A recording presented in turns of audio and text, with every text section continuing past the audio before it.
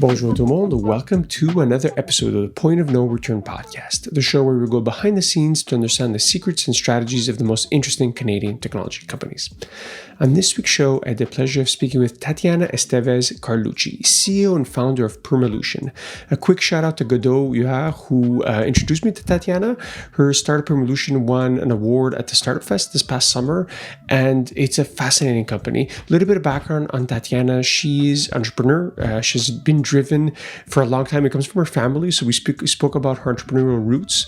We spoke about her company Permalution that she started, really focused on harvesting fog water technology and essentially helping to combat climate change. I mean, one of the deepest issues that we have is access to clean water.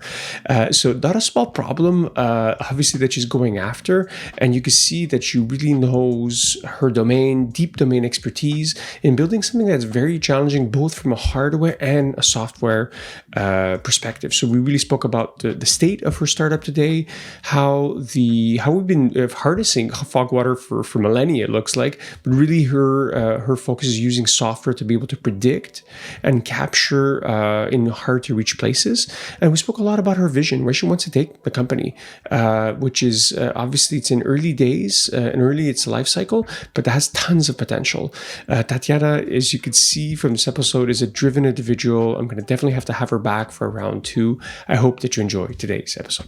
Tatiana, thanks for being on the show. I have a lot of questions. I love climate tech as a sector. It feels new, even though it's been around for a while. So I want to talk about obviously Permalution, what you're doing. But first, I want to talk about you and your journey as an entrepreneur. So maybe first question is, did you always want to start your own company? Is it something that you envisioned from a young age? It wasn't something that I envisioned from a young age, but as I got more experience in the corporate world, I worked also for government. I did realize that I wanted to follow my own rhythms, my own motivations, and I knew there was something that I wanted to give back to the world, or this purpose or voice inside my head that would say, "Leave this world better than you found it," as a main mission for my existence here. And one thing led to another, and that's a little bit where I found my entrepreneurial path. Another thing is that my parents are also entrepreneurs. Both my parents are engineers. My mom, she has a great entrepreneur experience. She, back in Argentina, she built the first internet company for the town we were in. That was acquired later, and the first school for robotics for kids. So I got a lot of inspiration and role model on that end. Yeah, I was gonna say having role models, especially ones that are close to you, are definitely a good thing. Um, What's been most surprising in this journey? Like starting a company, particularly one that's in a very difficult space. It's not like you're not starting like a SaaS project management tool. Like you're starting something that's really going after tackling a hard problem. Any insights and learning so far? Yes, I guess that at first it wasn't really clear on what the path would be because we're doing something that no one has done before, which is to introduce a new water source or democratize a new water source. But something that really caught me by surprise, or it has been the way that the universe aligns everything for it to happen, like the magic of putting in the work, even if it's a little step every day, and where it leads to, and the magic of showing up and meeting the right people who help to push the project forward or to the next level. So sometimes I could plan as much as I could, but the way that things would turn out would be totally different from where I planned it. So yes, I guess that it's one of the things that have been a surprise for me in this journey. Yeah, I guess like you bring up a good point about startups in general, right? Like there's no clear path. There's not like here follow these 5 steps. Even though sometimes you see that kind of stuff on Twitter. If you do startup, like there's no real good startup advice I find because there, like you said, there's no clear path. So you always have to be adjusting and changing path. And I really like startup genesis stories, right? I find yours is fascinating. We were talking about it before recording. Your trip to SF, like the idea. Maybe if you can talk about it, I think it's a great story for the audience. Yes, of course. So after I graduated from Ottawa University, it was always my dream to go to California. So I went backpacking for what it was going to be 2 weeks, 1 month. I arrived to in San Francisco right away. It was actually I got there on my birthday. I remember, and yes, about a few days after, I got to experience really what it was to be in a drought-impacted area. It was the first time I had to live directly a drought situation as they were living in California. And it was shocking for me to learn that the US had lost over $250 billion because of the drought, irrigation cuts, economic losses. But it was even more shocking for me to learn that farmers were taking their lives because of this, because of the irrigation cuts and economic losses they would suffer as well. So I remember having all these heavy thoughts in my head and looking outside the window from the place I was renting at the time in San Francisco, and I couldn't see anything because of the fog. So that's where my eureka moment came in. So technically, fog and clouds are tons of water that pass above our heads. What are we doing with that water source? And that's where the idea of Permalution was born. I ended up staying for 1 year in California, getting the idea more into a business. I got into the Clean Tech Open, the largest clean tech accelerator in North America, and then Singularity University. And that's a little bit where it jump started. Yeah, like I love the well, first the story, but also just like the ambition of the company. It's like we're gonna capture water from fog. Like to your point of democratizing, like a new water source. Like how old is this idea? Like has this been around? I imagine that it's not the first time someone thinks about it or actually tries to execute on it. So maybe what's the history of this new type of water source? So actually, fog and cloud water collection is as old as rainwater collection, but way less known because we need to know some meteorological factors in order to have a successful project. So either if just to begin with, there are some communities in the Andes that have survived based on this water source. They call them the cloud people. Actually, that's where my mom is from Mendoza in the Andes. So I made the connection later on.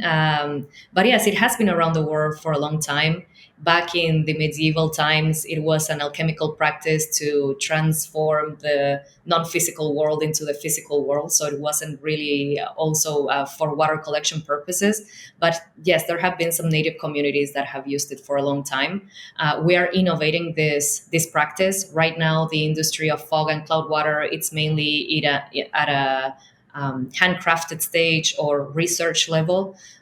So we are the first for-profit company that it's actually establishing a business model around it. We are adding AI, predictive models, IoT, innovative hardware to it. So we know what we can expect from each project, the cost benefit analysis, and so on. That it's one of the main challenges right now in the industry. Yeah.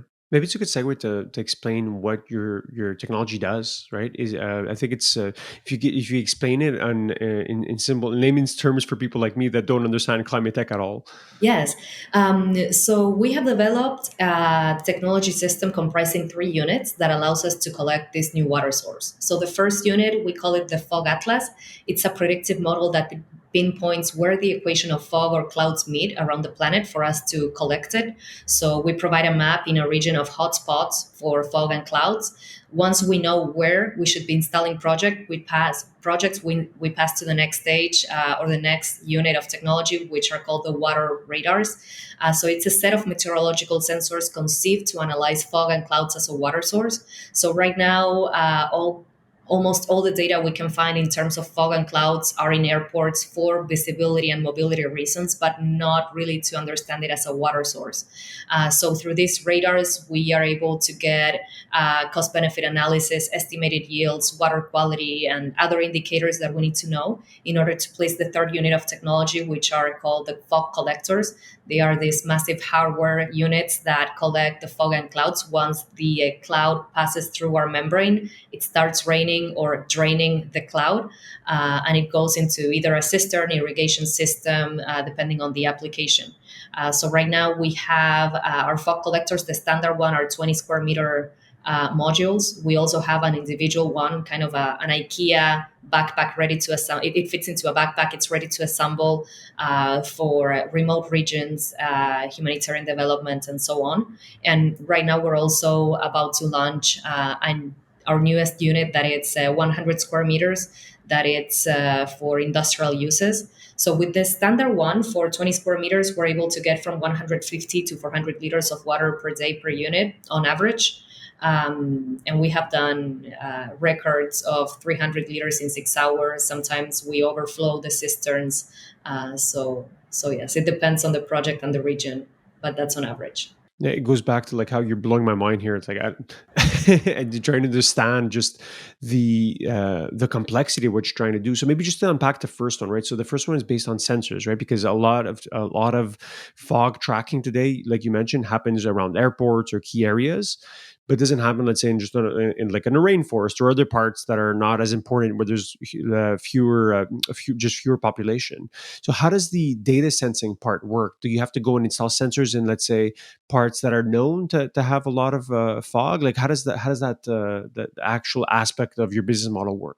Yes. So before we go and install the sensors, we do data analysis through different layers of data sources. So from meteorological, open source databases, geographic information systems, satellite images, vegetation images.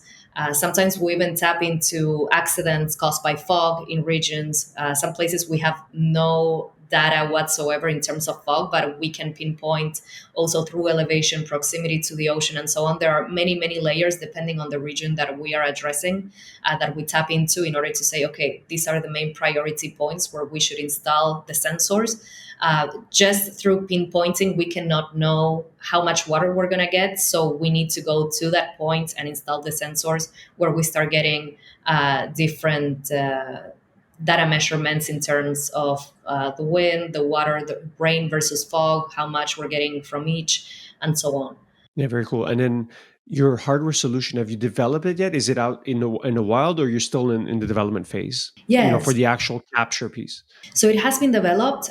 We started with our first pilots that we sold out, and mainly for conservation, wildfire mitigation. So we did install a few of those already. Right now, we're in the process. Well, we improved them through our R&D mandates with the University of Toronto, and we're in the process of the last stages of commercialization of the modules. So running them through manufacturing experts that have the industry expertise of supply chain and so on. We are in the process of building 15 to 30 units per month, so that it's the main objective at the moment. Yeah, it's pretty wild. Because yeah, it's like I see the hardware is almost just as important as the software component in your model, I imagine, right? So being able to predict, use data, but then use the hardware to actually capture it, right? So I think both almost are standalone businesses if you think about it. I find like so combining both is a hell of a hill to climb. So yeah, very very ambitious. And then in terms of monetizing the water, like so, would you then sell it to utilities, or would you sell it at the, let's say, industrial level? So like factories that need fresh water, or down at the individual level. So have you thought about monetization?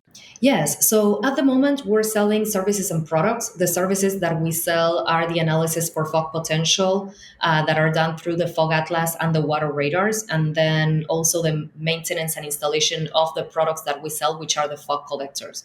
However, we are in the process of transitioning our business model to start to become a water utility service provider. So in that point, we will be charging per parameter or cubic meters of water instead of unit of technology.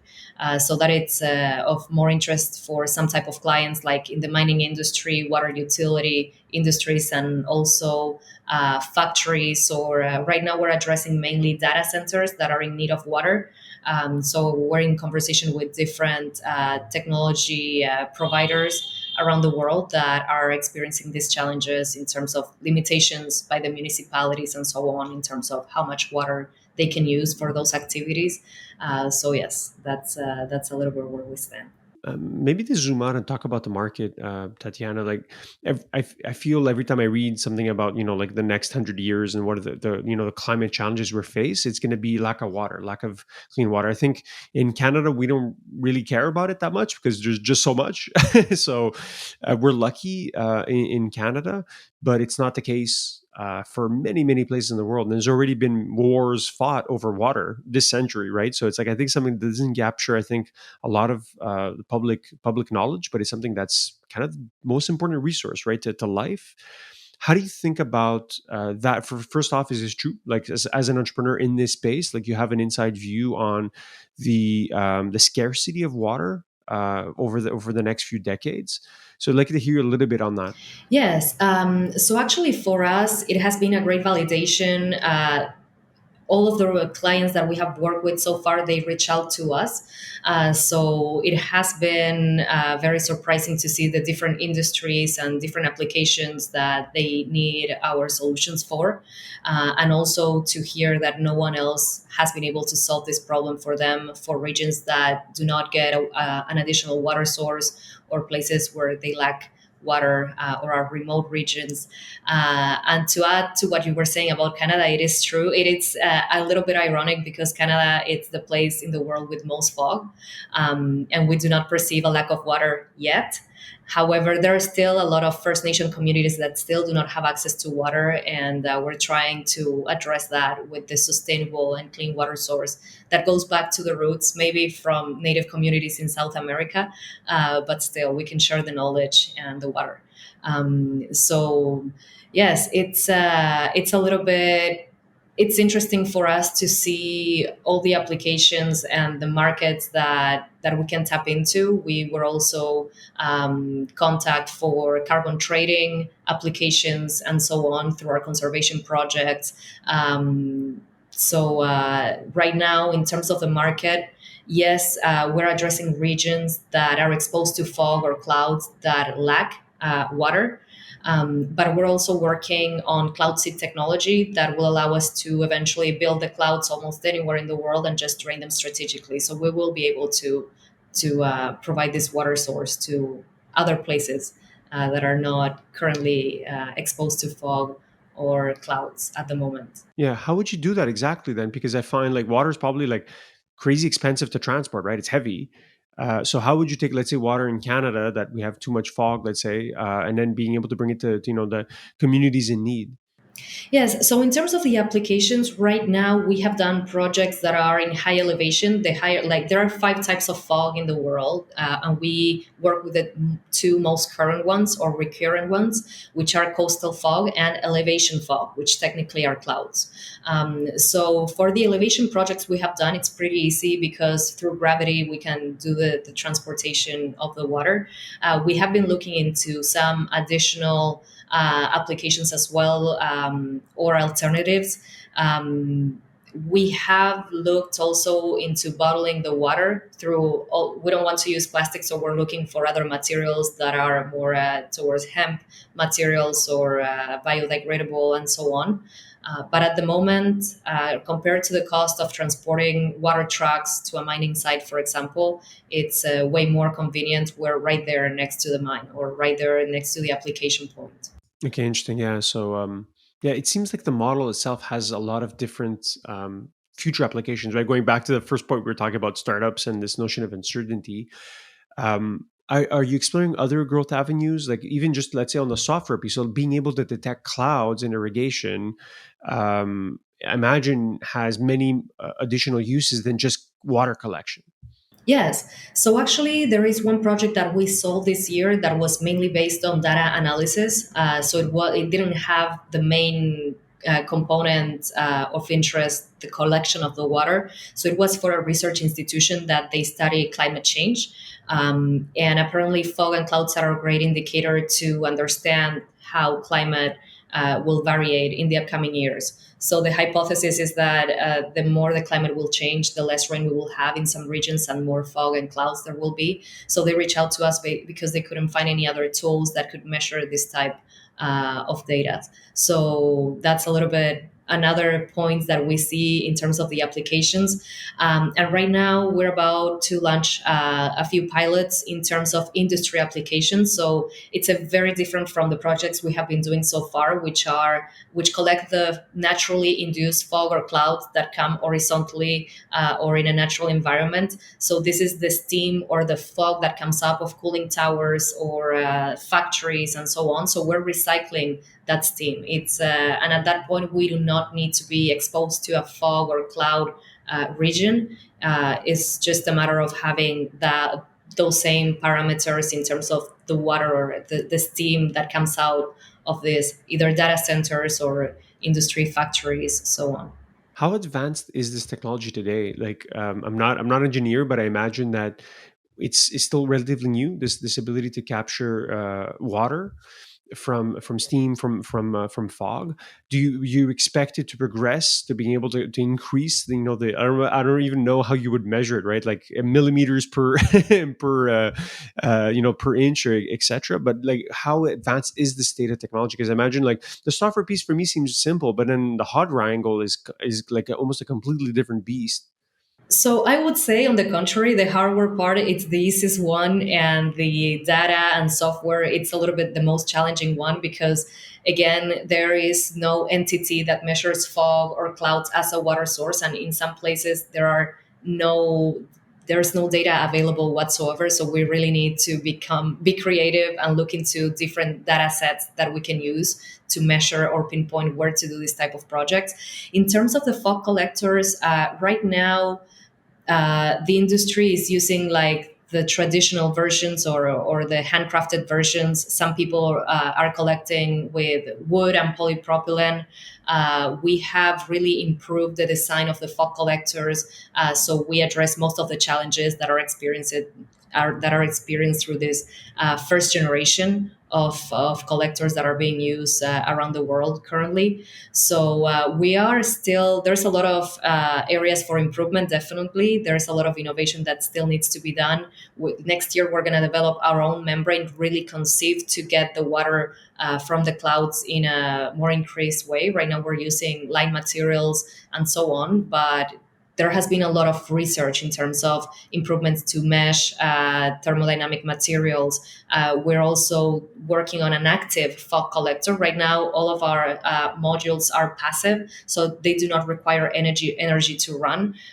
We're deploying with the University of Toronto as well an active module that will be able to collect water from atmospheric water conversion during low seasonality of fog. So we will have increased yields and also a more secure water source throughout the full year, and not depending on only on the high seasonality times of fog. So those are some of the improvements that we're looking into. And yes, also with the cloud seed technology, which is very exciting to work on. Yeah, it sounds like you have on your hands like a multi-decade project or company, right? Like one you could build like a brand that's going to be super well known, for the next 100 years, right? Because it's solving such an important human need. On that company building part, you guys, recently won an award at Startup Fest Montreal. So congrats! I think you won like best woman in tech. So hats off. I didn't see your pitch; I was there, but I heard very good things. How has it been on the business building side? Has it been something easy for you to like being able to like build a company at the same time of trying to commercialize in this very new and uncertain industry?